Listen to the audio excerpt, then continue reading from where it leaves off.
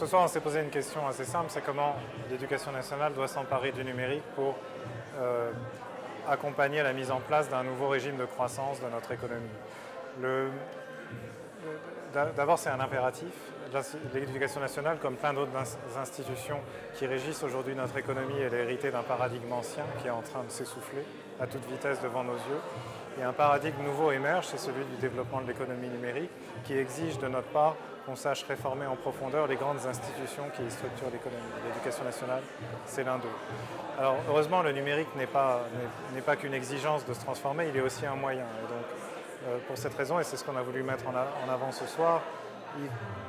il y a une attention extrême à porter à tous les efforts d'innovation de ceux qu'on appelle les barbares, ceux qui viennent de l'extérieur avec des objectifs différents, une rationalité différente,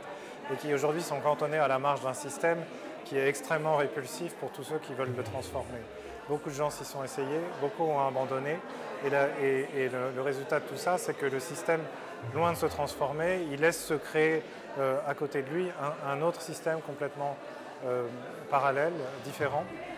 qui met en avant une nouvelle approche de l'éducation, qui fait levier très puissamment les technologies numériques, qui crée des nouveaux usages, qui enrôle les usagers eux-mêmes dans la création de l'expérience pédagogique et qui fait émerger des nouvelles générations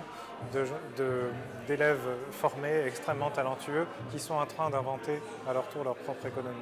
Et la grande difficulté à laquelle on est confronté, c'est que tant que ça n'arrive pas chez nous, ça signifie que nous sommes en train de nous déclasser en termes de développement économique par rapport aux pays qui savent réorganiser, restructurer leur système éducatif selon ce qui est en train de nous révéler l'économie numérique, ses besoins, ses principes d'action, ces